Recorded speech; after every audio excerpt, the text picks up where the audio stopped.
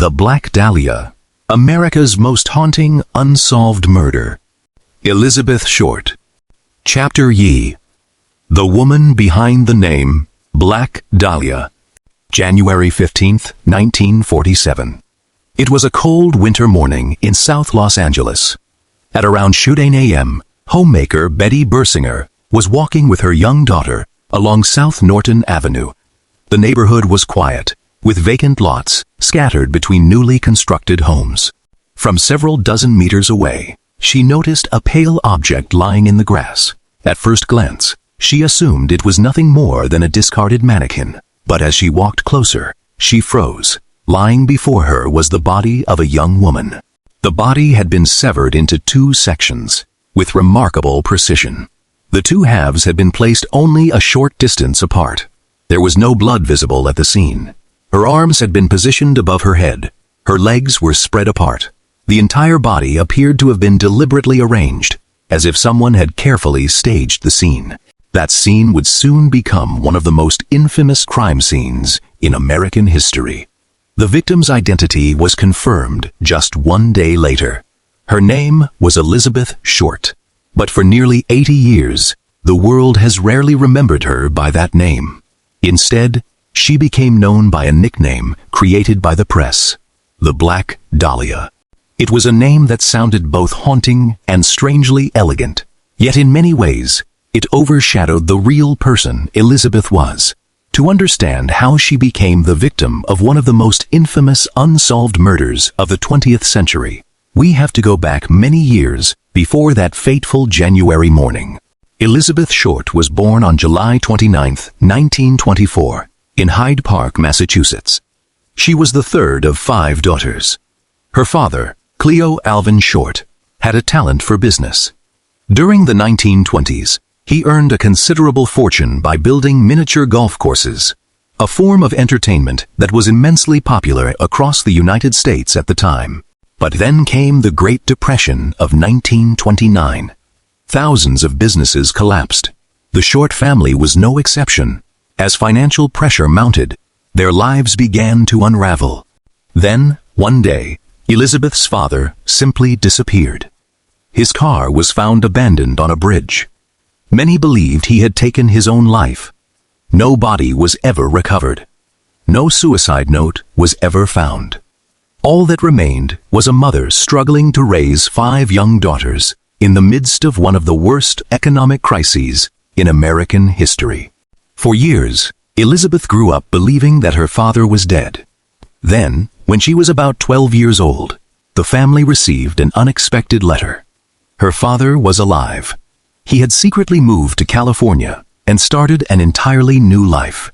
The revelation stunned the entire family. For Elizabeth, it was perhaps the first profound betrayal she would ever experience. As a child, Elizabeth struggled with poor health. She suffered frequent bouts of bronchitis and other respiratory illnesses. Doctors advised her mother to send her to a warmer climate during the winter months. As a result, Elizabeth spent nearly every winter in Florida, escaping the harsh cold of New England. Those annual trips planted a dream that would stay with her for years. To leave her hometown behind, to move to California, and to become a movie star.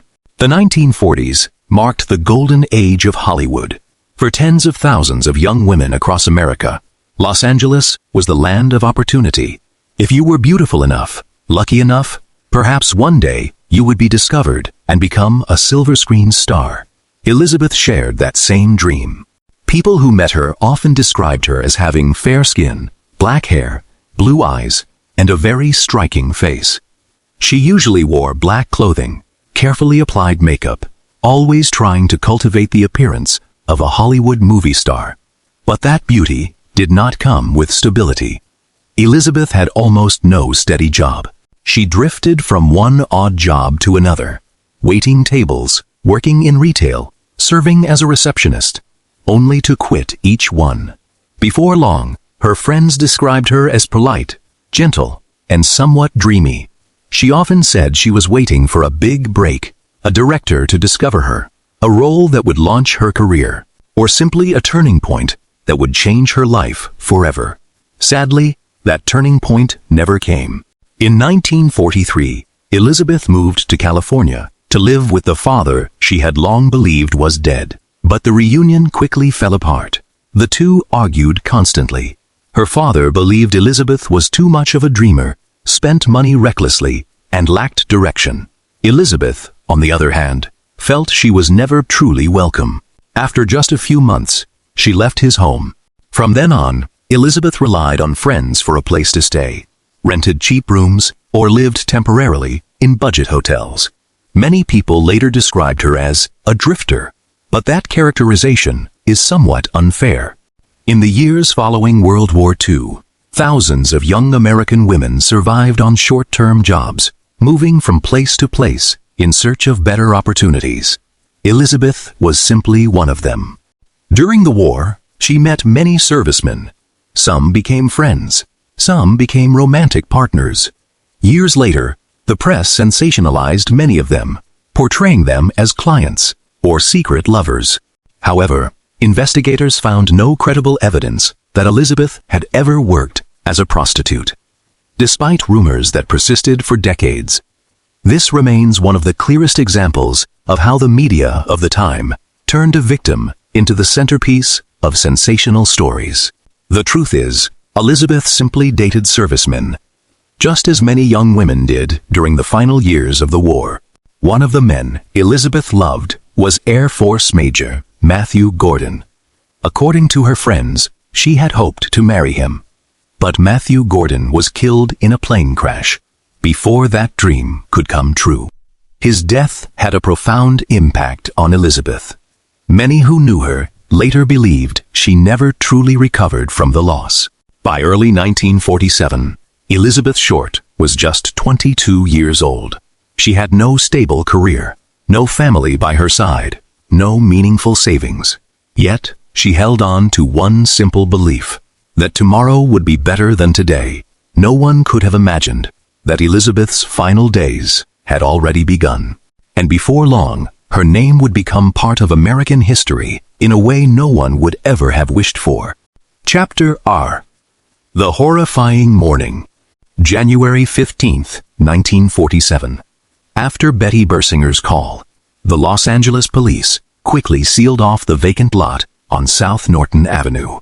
The first officers to arrive were nearly speechless. Throughout their careers, they had seen countless murder scenes. But this one was unlike anything they had ever encountered. What struck the investigators first was not simply that the victim was dead, but the way the scene had been arranged. The body had not been carelessly discarded. It had been carefully positioned. Her arms were placed above her head. Her legs were extended straight. There were no signs of a struggle at the location where the body was found. No clear tire tracks. No footprints substantial enough to lead investigators to the killer. Most importantly, there was virtually no blood at the scene. To the investigators, there was almost only one possible explanation. Elizabeth Short had not been murdered. There, her body had been transported to the vacant lot after the killer had finished everything. At another location, from the very first hours, the investigation took a dramatically different turn. Forensic experts began examining every inch of the scene. Aside from the body, they found almost no significant physical evidence. No identification, no handbag, no jewelry, no murder weapon, no identifiable fingerprints. It suggested that the killer had taken the time to remove anything that might help police trace the victim's identity or track them down. This did not appear to be a crime of impulse. It reflected a considerable degree of planning and control. One investigator later remarked that the killer seemed to have been in no hurry. The body was transported to the Los Angeles County Medical Examiner's office for an autopsy. The examination lasted for several hours. Its findings convinced investigators even more that this was no ordinary homicide. The medical examiners concluded that the primary cause of death was severe blood loss combined with multiple traumatic injuries. What stood out was that there were very few signs suggesting the killer had acted in a panic. Instead, Many of the actions appeared to have been carried out with remarkable precision. This raised a crucial question. Did the killer have knowledge of human anatomy? Some medical experts believed the way the body had been handled suggested the perpetrator may have had experience in medicine, anatomy, or animal butchery. Other experts, however, were far more cautious. They argued that someone with extensive hands-on experience, even without formal medical training, could have carried out similar procedures. To this day, the question remains a matter of debate. No official conclusion has ever confirmed that the killer was a doctor. While forensic experts worked at the morgue, investigators began trying to identify the victim. At first, they had no idea who she was.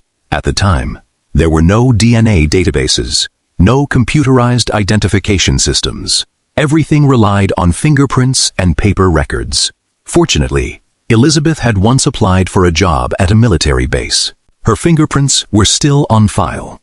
In less than 24 hours, the victim's identity was confirmed. Elizabeth Short, 22 years old, single, no steady employment. She had been living in a series of inexpensive hotels around Los Angeles. The information immediately caught the attention of the press. Instead of waiting for Elizabeth's family to be notified, some reporters decided to act. First, a local newspaper tracked down the phone number of Elizabeth's mother in Massachusetts. But they didn't tell her the truth right away. The reporter introduced himself by saying that her daughter had won a beauty contest and that they wanted to interview her. As the conversation continued, he carefully gathered as much information about Elizabeth as possible. Only after he had collected everything he needed did he reveal the truth. Her daughter was dead. Today, this kind of conduct would be considered a serious violation of journalistic ethics. But in the late 1940s, competition among Los Angeles newspapers was so fierce that many professional standards were pushed aside. The very next day, Elizabeth's photograph appeared on the front pages of newspapers across the country. Huge headlines dominated the front page. Shocking words were printed in bold type. Readers throughout the United States began following the case. It was during this time that a new name was born: the Black Dahlia. No one knows for certain which reporter was the first to use the nickname. Many researchers believe it was inspired by the 1946 film The Blue Dahlia. Combined with Elizabeth's habit of wearing black clothing, the nickname spread almost instantly. Within just a few days, the name Elizabeth Short had all but disappeared from newspaper headlines. In its place was the Black Dahlia, a mysterious and captivating figure that fueled the public's imagination.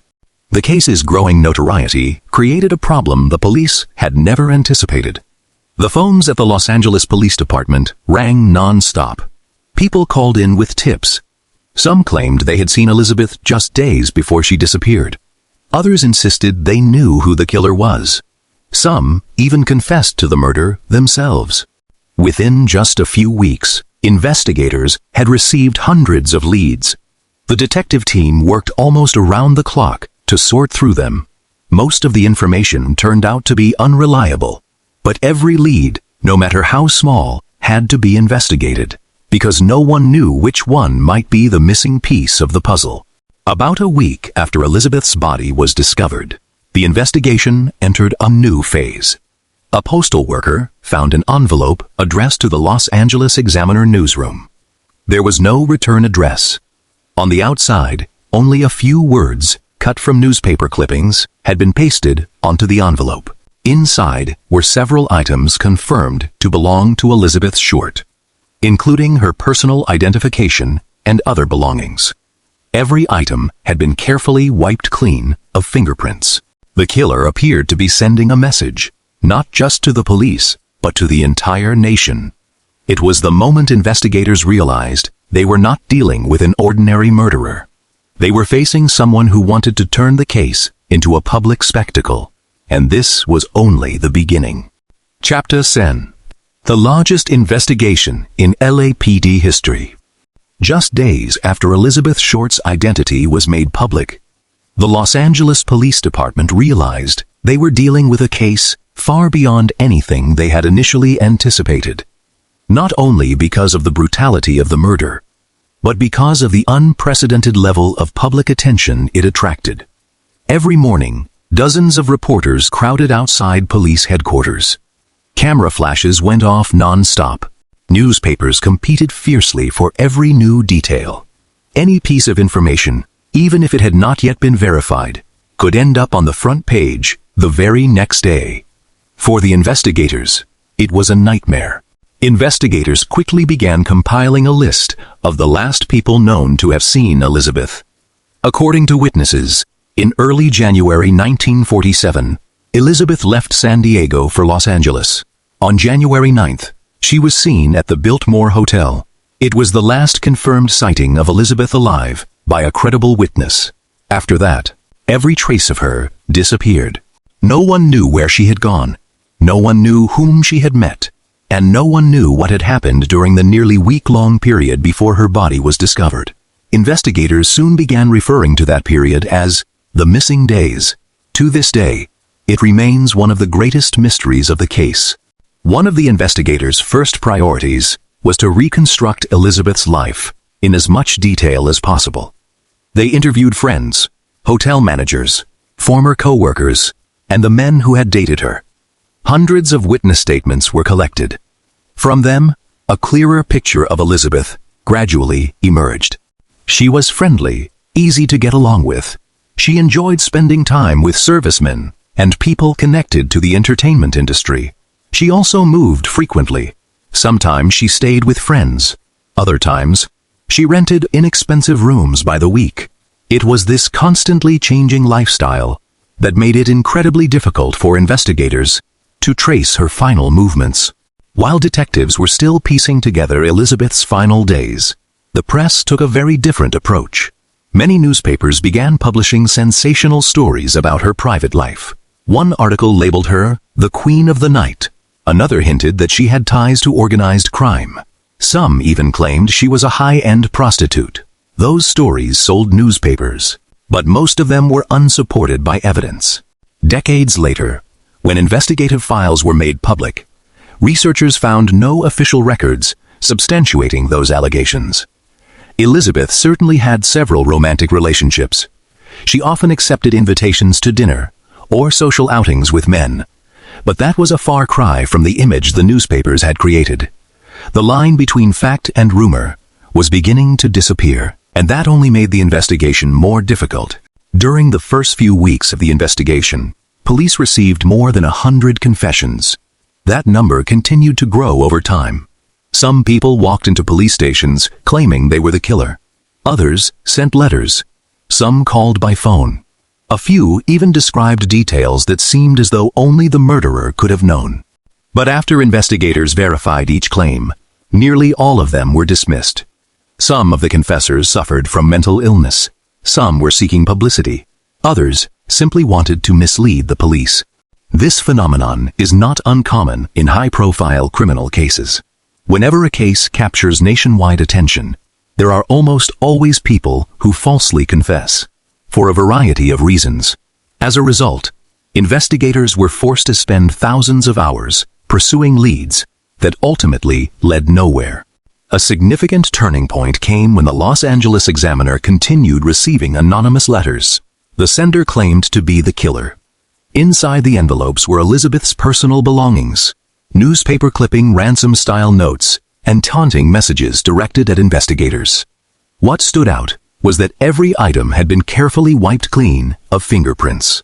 If the sender truly was the murderer, they had taken extraordinary precautions. If it was an imposter, they clearly understood how to mislead the police.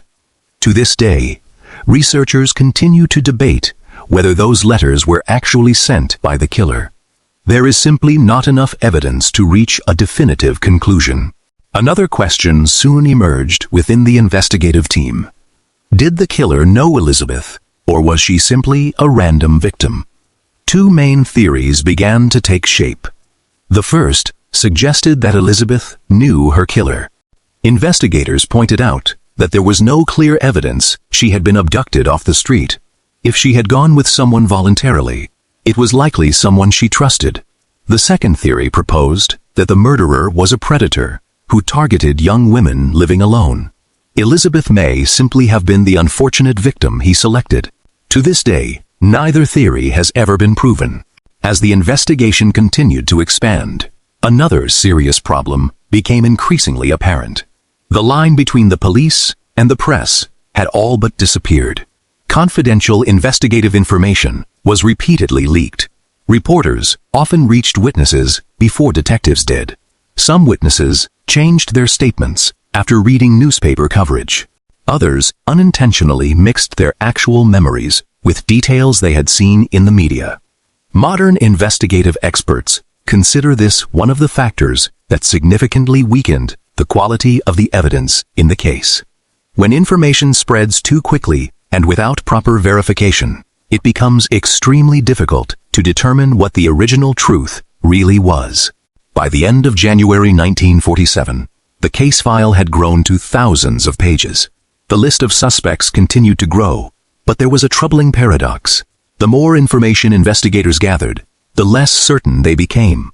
They knew almost everything about Elizabeth Short's life, yet they knew almost nothing about the person who had ended it. Among the hundreds of names that appeared in the case file, one would gradually begin to draw the attention of investigators. A gifted physician, intelligent, wealthy, a man with connections to Los Angeles high society. Decades later, he would become the most famous suspect in the Black Dahlia case. His name was George Hodel. But before exploring why he came under suspicion, we first need to answer a more important question. What kind of person was the Black Dahlia killer? The forensic evidence and criminal behavioral analysis may offer the first clues. Chapter 2. Who was the killer? The psychological profile behind the Black Dahlia murder. By early February 1947, the investigation had entered its third week. More than 300 people had been questioned. Hundreds of leads had been followed, yet the police still had not identified a truly convincing suspect. In cases like this, when physical evidence is scarce, investigators are often forced to rely on something else. The behavioral profile of the killer. Today, we call this approach criminal profiling, the analysis of an offender's psychological and behavioral characteristics. In 1947, however, the field was still in its infancy. The FBI's Behavioral Analysis Unit had not yet been established. Even so, experienced detectives and forensic experts were already asking the questions that matter most. They didn't just want to know what the killer had done. They wanted to understand who the killer was. The first thing that caught investigators' attention was this. The killer had left behind almost no evidence. The location where Elizabeth's body was found was not the murder scene. There were no signs of a struggle, no murder weapon, no usable fingerprints. All of this suggested that the killer had taken time to plan. This was not a crime committed in the heat of the moment after an argument. It pointed to someone with an exceptional level of self-control. In modern criminal investigation, this type of offender is often described as an organized offender. Such individuals typically plan their crimes in advance. They prepare carefully. They know how to minimize the evidence they leave behind, and they usually leave the scene in a calm and controlled state. It is important to emphasize, however, that this is a modern classification. It does not mean that investigators in 1947 used this specific terminology. Another detail that drew particular attention from experts was this. Elizabeth's body had been transported to a vacant lot and left there. At first glance, that might seem like an incredibly reckless decision, but when the area is viewed in the context of 1947, it begins to make more sense. At the time, South Norton Avenue was far less developed than it is today. Many lots were still vacant. Traffic was light. If the killer chose the right time during the night, a car could have stopped there for several minutes without attracting much attention. This has led many investigators to believe that the killer had surveyed the area beforehand. He knew which locations were isolated. He knew when it was safest to act. It did not resemble the behavior of someone committing murder for the first time. Another major question soon emerged. Did the killer have knowledge of human anatomy? For decades, this has remained one of the most hotly debated aspects of the Black Dahlia case. Some forensic pathologists argued that the way Elizabeth's body had been handled suggested the killer possessed at least some understanding of human anatomy. But the media often turned that observation into a much stronger claim. The killer must have been a doctor. That was a conclusion that went far beyond what the evidence actually supported. In reality, anatomical knowledge can come from many different professions. A physician, a medical student, a mortuary worker, a butcher, or even someone with military experience treating or handling wounded soldiers. To this day, no scientific evidence has been able to determine the killer's profession based solely on the forensic findings. Modern experts also point to another important factor. The killer appeared to have spent considerable time with the victim after her death. In most homicides driven by robbery or spontaneous conflict, offenders tend to leave the scene as quickly as possible. Here, the opposite seems to be true. All indications suggest the perpetrator was in no rush. This reflects a striking level of control. In criminal psychology, this behavior is sometimes associated with offenders who view the act not only as a means of eliminating a victim, but also as a way to satisfy a need for control or to assert dominance. While this is not sufficient to determine motive, it does help narrow the range of possible offender profiles. Another notable point is this. The killer does not appear to have tried to conceal the fact that Elizabeth had been killed. In fact, the opposite may be true. The body was left in a location where it would almost certainly be discovered quickly. If the goal had been to hide the remains, there were many other options available. Los Angeles in 1947 contained far more isolated areas than it does today. Placing the body in a semi-public vacant lot led some investigators to believe the killer may have intended for the case to attract attention. This interpretation also aligns with the later letters and personal items sent to newspapers that were allegedly linked to Elizabeth. If they were indeed sent by the same person, it suggests the killer may have been attempting to control the narrative even after leaving the scene. However, historians consistently emphasize that it has never been confirmed that the letters were actually sent by the murderer. This remains a plausible theory, but not an established fact. There is one question that appears simple on the surface, yet became one of the most difficult for investigators to answer. Why Elizabeth Short? If the killer knew her beforehand, then the motive might lie within their personal relationship. But if they were strangers, why was Elizabeth chosen? Was there something specific about her? Or was she simply in the wrong place at the wrong time? To this day, no official record provides a definitive answer, and it is precisely that gap which opened the door to countless theories, ranging from the plausible to the purely speculative. Over the decades that followed, dozens of books were published, hundreds of articles were written, thousands of theories were proposed. Some claimed the killer was a doctor, others suggested a police officer, some pointed to organized crime, and a few even believed it was the work of an unidentified serial killer operating in the shadows. But when investigators returned to the original case files, the picture became far more restrained than the mythology built around it. The police had considered many suspects, yet only one name would later capture sustained attention from both investigators and the public. He was a doctor, intelligent, wealthy, a man with secrets that unsettled even those who knew him personally. Half a century after the crime, his own son, a former homicide detective, would make a public statement. "I believe my father was the Black Dahlia killer."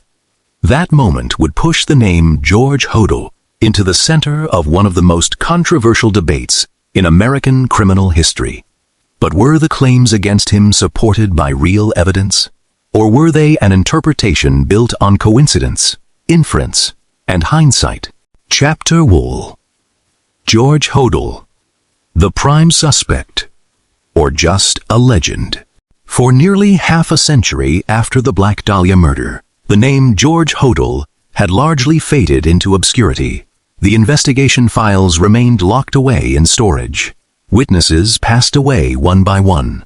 Many of the detectives who had worked the case were gone as well. To the public, the Black Dahlia murder seemed destined to remain an unsolved mystery forever. Then, in 2003, everything changed. A book titled Black Dahlia Avenger was published. Its author was not a journalist, not a historian, and not a novelist.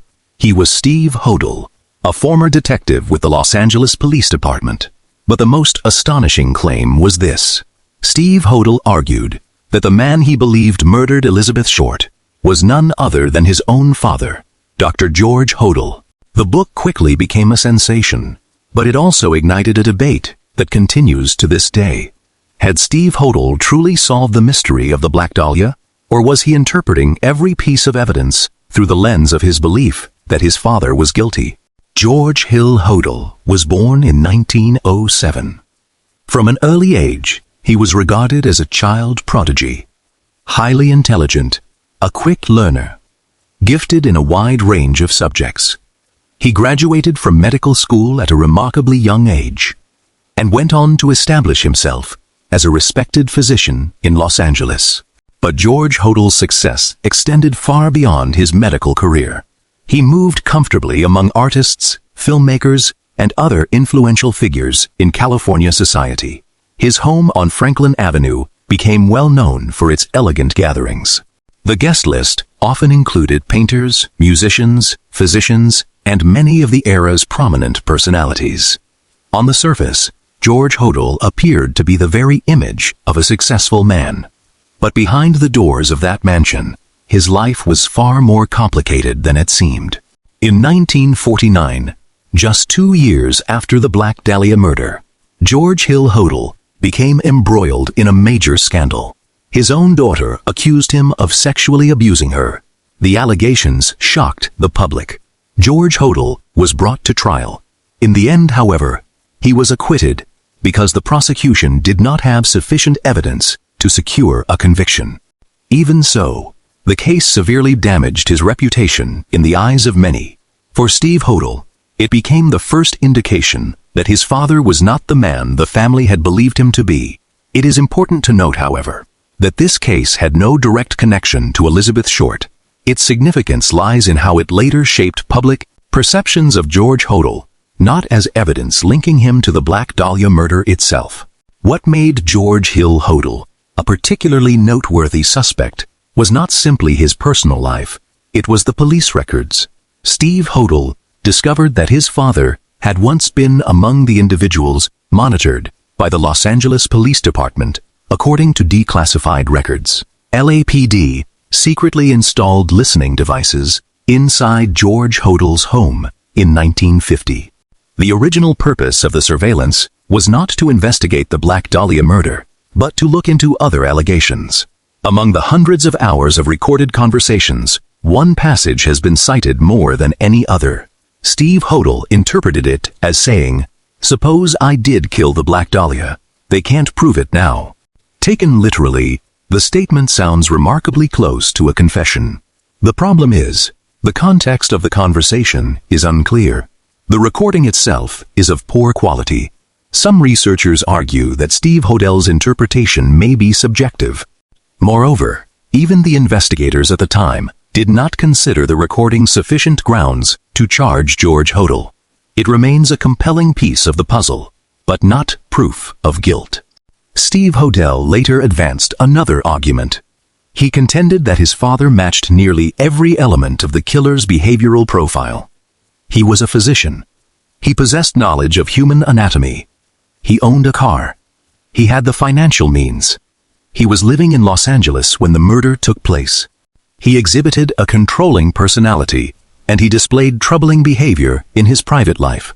At first glance, the pieces seem to fit together, but in a criminal investigation, the fact that someone fits a profile does not mean that person is the killer.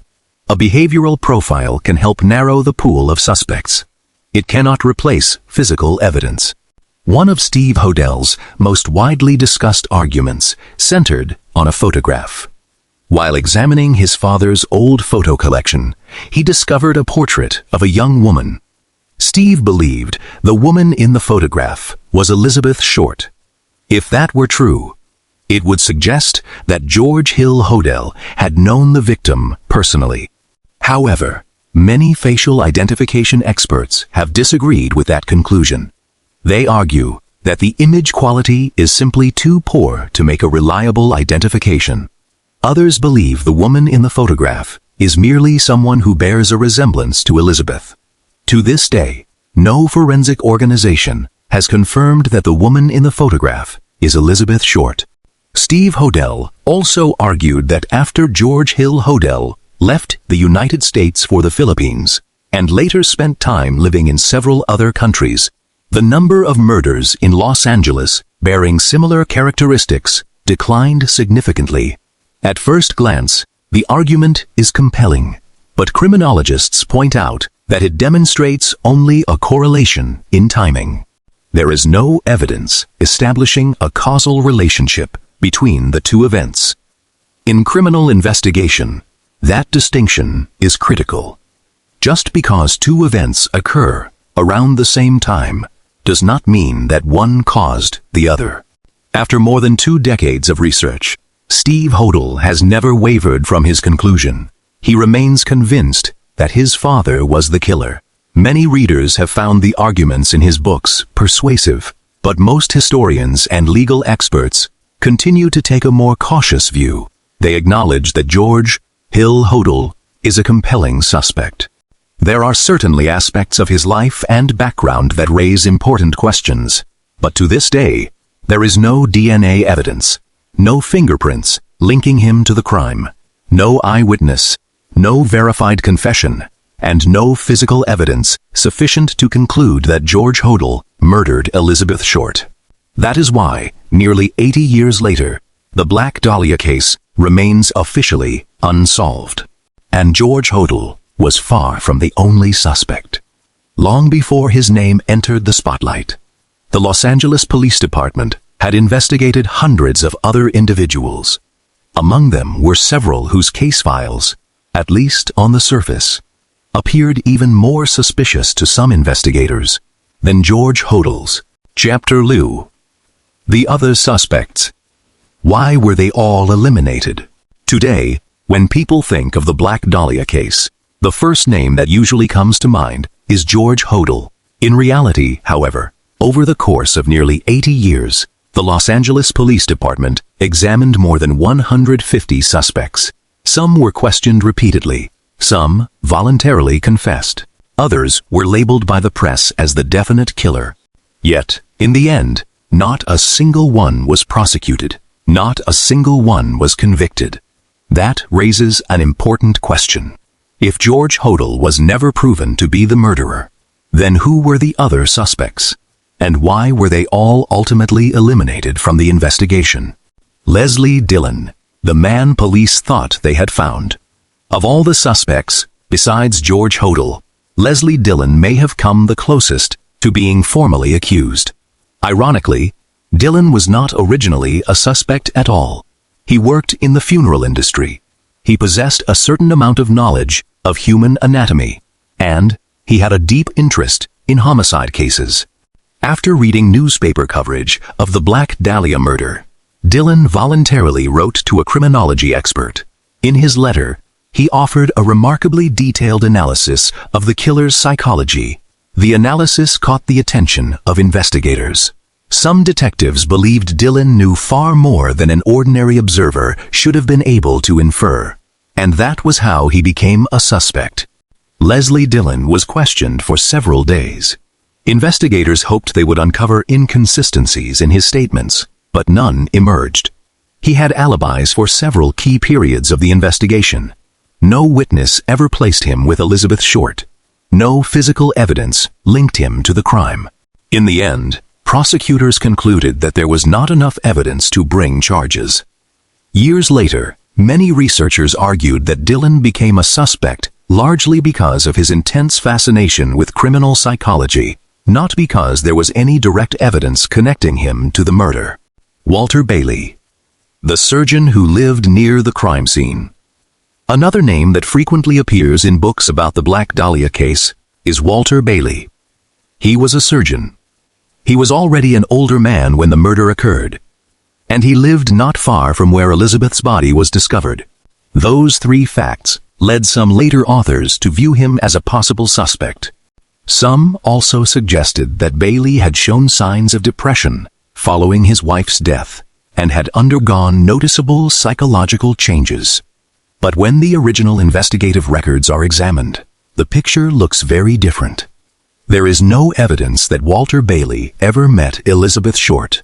No eyewitnesses, no physical evidence, no correspondence, no confession. In other words, the suspicions surrounding Walter Bailey is based largely on inference rather than investigative evidence. Mark Hansen, a man who actually knew Elizabeth. If there was one suspect who genuinely had a connection to Elizabeth, it was Mark Hansen. Hansen owned a theater and knew Elizabeth through mutual acquaintances.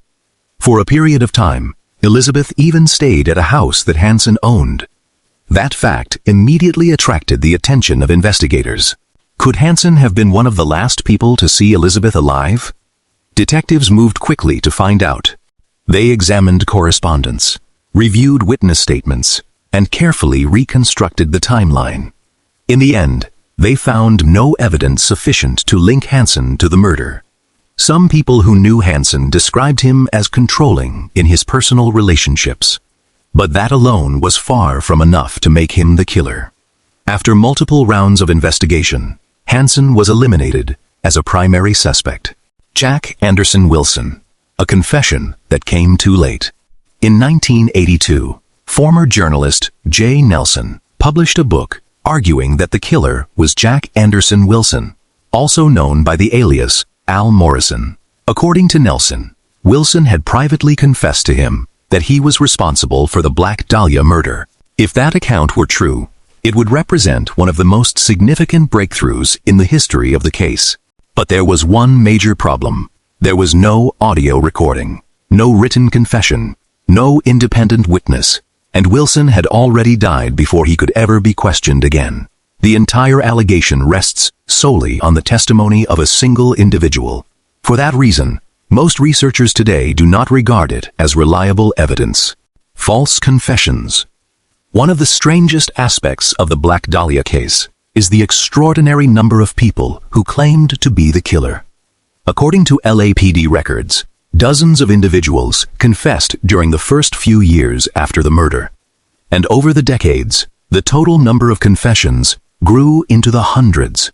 Some of those confessors suffered from mental illness. Some were seeking attention. Others appeared to genuinely believe they had committed the crime, even though the evidence showed that doing so was impossible. Psychologists refer to this phenomenon as false confession. Throughout the history of criminal investigations, high-profile cases have consistently attracted large numbers of false confessions. The Black Dahlia case remains one of the best-known examples. Why was no one ever charged? By the end of the 20th century, investigators had examined hundreds of names. Some suspects had a possible motive. Some had the opportunity. Some possessed anatomical knowledge. Others had a history of violence. But not a single individual satisfied the three essential elements required for a criminal prosecution. A clearly established motive, a demonstrable opportunity to commit the crime, and direct physical evidence linking the suspect to the murder. That is why the Black Dahlia case never reached the evidentiary threshold necessary to bring any suspect to trial. If a case is presented to a jury based primarily on speculation, the risk of a wrongful conviction is substantial. The prosecutors ultimately chose not to file charges, rather than pursue a case that lacked sufficient evidence. After so many decades, perhaps the most surprising aspect of the Black Dahlia case is not that there were so many suspects. It is that nearly every major suspect has a story compelling enough to become the subject of an entire book. That is precisely what transformed the Black Dahlia case into fertile ground for theories, films, and sensational retellings. But when each layer of speculation is carefully peeled away, one fact remains unchanged. None of those suspects was ever proven to be the killer. None was ever convicted. And perhaps the greatest question is no longer who killed Elizabeth Short. Instead, it has become, will we ever know the truth? To explore that question, we must turn to the investigation itself. Because many experts believe that if certain decisions had been made differently in 1947, the Black Dahlia case might never have remained an unsolved mystery for nearly 8 decades. Chapter T. The mistakes that may have left the Black Dahlia case unsolved forever. Nearly 80 years have passed since Elizabeth Short's body was discovered. In that time, criminal investigation has been transformed by advances in forensic science. Today, a single strand of hair, a skin cell, a tiny trace of DNA, or even data from a mobile phone can be enough to solve a case that once seemed impossible. But in the winter of 1947, none of those technologies existed. That is the first thing we must understand if we want to evaluate the Black Dahlia investigation fairly. However, not every failure can be attributed to the limitations of science. Some were the result of human decisions. Mistake number 1. The crime scene was contaminated almost immediately. On January 15, 1947, shortly after Betty Bersinger called the police, dozens of curious onlookers began gathering at the scene. Reporters, photographers, passers-by, local police officers, ambulance personnel. Within the first few hours, the area had become chaotic. By modern investigative standards, this would be considered unacceptable. Today, a crime scene would be secured with multiple layers of restricted access. Everyone entering or leaving would be documented. Every footprint would be carefully controlled. But in each 06C, those procedures had not yet been standardized.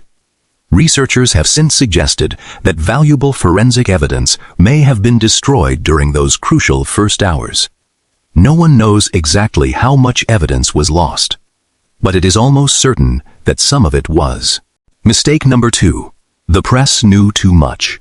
From the very first day, the police shared a steady flow of information with the press, partly because they hoped it would generate new leads, partly because they were under intense public pressure. But the consequences were significant.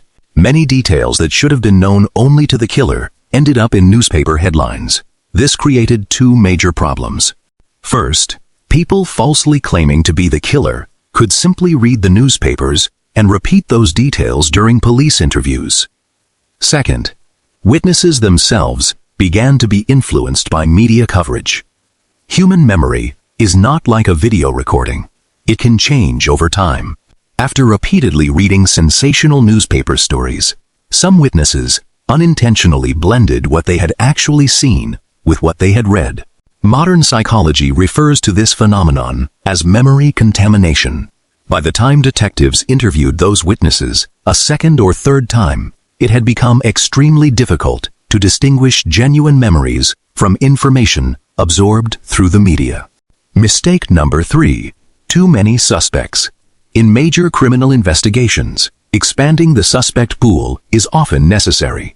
But the Black Dahlia case went far beyond normal limits. The list of suspects kept growing. Each time the press published a new theory, investigators felt pressure to examine it. As a result, resources became scattered. Detectives spent thousands of hours chasing leads that ultimately led nowhere. Some later experts argue that the investigation became overwhelmed by its own volume of information. There was too much data, but too little that was truly useful. Mistake number 4. The failure to identify the murder site. To this day, this remains the largest gap in the investigation. Elizabeth was not killed at the location where her body was found. This is widely accepted by forensic experts, but the key question remains unanswered. Where was she killed? An apartment? A garage? A medical office? A warehouse? Or somewhere entirely different? Without identifying the true crime scene, investigators lost access to a wide range of critical evidence. Blood traces, fingerprints, fibers, shoe impressions, the murder weapon itself. All of this evidence may have existed at the original location, but that location was never discovered. Mistake number 5. Over-reliance on witness statements. In the 1940s, criminal investigations relied heavily on interrogation and testimony.